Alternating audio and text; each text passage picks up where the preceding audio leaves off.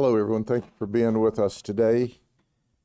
We are going to brief you on two topics. The first one being a murder. So let me tell you about this.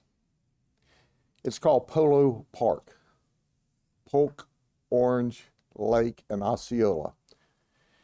It is a retirement community. It's Polo Park West. It's right up at 27 and 192, where all of the counties intersect.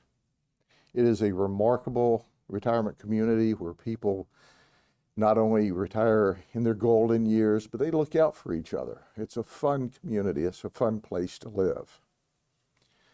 So let me take you to Sunday afternoon about 1 or 1:30. A neighbor called the sheriff's office and said, I'm real concerned about my friend, John Tornado, who's 67. We're pretty close, and I haven't seen or heard from him in a couple of days. Around September, he had a 19-year-old kid move in with him. John's a retired nurse, 30 years in Connecticut, just a superhuman being and always wants to help people. Well, last Wednesday, he made this 19-year-old leave because he wasn't help paying the rent, he wasn't help keeping up the house, so they put him out. And now I haven't seen John in a couple of days. So our deputy arrives at the scene, and the neighbor has a key to the house. So while the neighbor goes in to look in the house, our deputy stays outside and is doing some work on the computer and is working with a real-time crime center. The deputy discovers that the victim's vehicle is traveling south on Highway 27, and the deputy thinks, well, he's just not home. The neighbor comes back out of the house and says, no, he's not in there. So the deputy thinks, well, he's not in there. His vehicle's moving south on 27, and in 12 minutes clears the call. The neighbor goes home, watching football games and texting and trying to call his friend John, and there's no answer. And it's eating at the neighbor, and he says, something's just wrong about this. This is not my friend John Tornado that I know. So the neighbor gets with a couple of other neighbors. They go back to the house by themselves, unlock the house, and go in. Now there's one bedroom that's locked. So they take a screwdriver and they take the lock off of the door and go in, and there's John, dead, disemboweled, eviscerated on the floor. So obviously they call the sheriff's office and we respond to the event. Let me pause there to say that the deputy, in our estimation, who has been with us about a year, is a really fine young deputy, but obviously needs more training. So we have taken her out of patrol. She can no longer work by herself until she goes back through our third phase of training again. She, in our estimation and my estimation, did just enough, but she didn't go above and beyond. Had she gone above and beyond, had she walked around the perimeter of the house, she would have seen a screen off of the bathroom door, or the bathroom window. So at the end of the day, it didn't make any difference. Our victim, John, had been deceased for hours and hours. So the investigation's on. Our detectives, which are the very best, this team only has like 2 unsolved homicides in 18 or 19 years, is on this case. We start the investigation, and what we find out is, as I reported to you, our victim had been severely cut in the stomach. And as we learned at autopsy, had also been hit in the head. We discovered our 19-year-old as Julian Trevino. And he, in fact, had been put out of the house on Wednesday. We searched and found our victim's car. During the search before we found Julian Trevino, we found that he had used the victim's credit cards at a Circle K in the area, and he had used the victim's credit card at the pizza restaurant that he worked as a dishwasher. I mean, I got to tell you, Helen Keller could have followed the leads that this guy left. This is what we call a slow pitch criminal investigation. So we, through investigative means and working with our colleagues, found the victim's vehicle. And our detectives set up on the vehicle. Now, we had our suspect identified very quickly.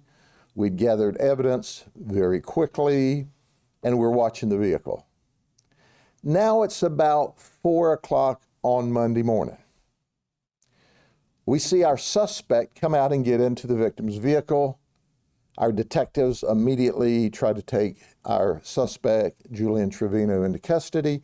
He didn't want to be arrested, so he fled from us. We attempted to pit the vehicle a couple of times unsuccessfully, and finally, in his urge to get away from us, he ran into a ditch and crashed the car, jumped out, and ran on foot. Our homicide detectives, which are known as being meticulous kind of guys, ran him down. So they not only got to do follow-up, they got to be involved in a pursuit and catch the bad guy. I was proud of them. Quite frankly, I'd like to see him running. So when we arrested him, then he confessed. And this is what he told us.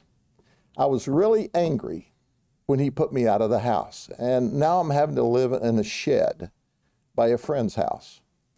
I didn't want to go away from my girlfriend. He never left the vicinity from where he committed the murder. So about 3 to 4 o'clock on Sunday morning, he goes back to John's house and he breaks in. He breaks in to the bathroom window and hides in a closet. When he hears our victim, John, settle in for the night, then he goes to stealing cash, credit cards. And what happens then? Our victim wakes up.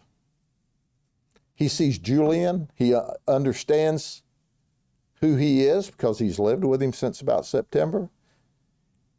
And our victim confronts Julian and says, "You're not supposed to be here."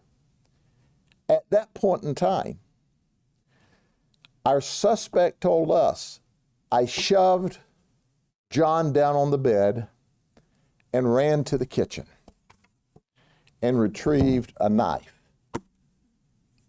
a butcher knife. I ran back to the bedroom and I stabbed him and I cut him." He eviscerated him. And then he took a wine bottle. John keeps a wine cooler in his bedroom. Menage a Trois was the wine. You can buy it for $7.49. And beat him in the head with it to make sure he was dead.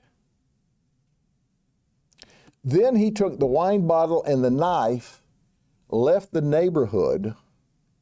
He had to walk across the street between some mobile homes. It's still dark in the 4 o'clock Sunday morning era, and threw the knife and the wine bottle into the creek.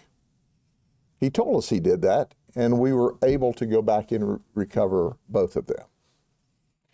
Then he left in the victim's vehicle and was driving around using his credit cards, spending his cash when we arrested him. So in about 12 hours, 11 hours from the time our homicide team arrived, we had our suspect in custody. But it's important to understand that sometimes when you're nice to evil people, they kill you. Here's what's difficult about this to understand. John thought he was a kid needing a home, that he was homeless. Julian Trevino did not have a criminal record. John, who was a retired nurse and had helped so many people along life's way and was a great neighbor, did not have a criminal record.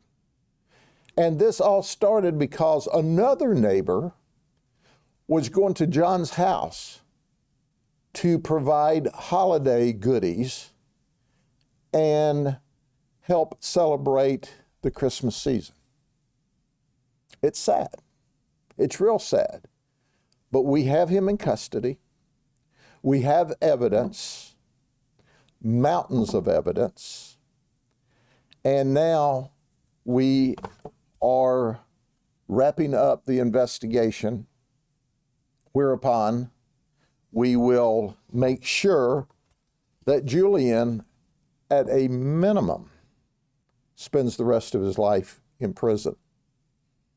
I could argue with the heinousness and the violence and the fact that he broke in. It was a home invasion, burglary, robbery, that he shoved him down, ran to the kitchen and ran back and stabbed him, eviscerated him, disemboweled him, beat him in the head with a cheap wine bottle. That maybe the state attorney will decide that this should be a capital murder, but that's the state attorney's decision, and we'll fully support that. Our state attorney's office, Brian Haas and his team, are simply the very best. Are there any questions about this event? Sheriff, first of all, what was the original reason that, first of all, how these two met? Second of all, is just, given he's a nurse, did he just feel sorry for this kid, say, hey, come live with me? John had a history of helping those less fortunate. John had a history of wanting to provide and make a positive difference. I think it's from his experience of 30 years as a nurse helping people. Now, how he met our suspect specifically, that's still under investigation. Obviously, our victim, John, can't talk to us. And we will tie those loose ends up. But our homicide team had him in custody, my goodness, in 11, 12 hours after they got involved in the investigation. And look, this is what we call, as I said before, I mean, it's, you know, it's a T-ball homicide. It's set up, you knock it over the park, it's, you know, there's all the evidence, there's the confession, you know, and you ask the suspect, I mean, he didn't leave the area. So they ask him, you stayed right here in the guy's car that you murdered. He said, well, I didn't want to get far away from my girlfriend.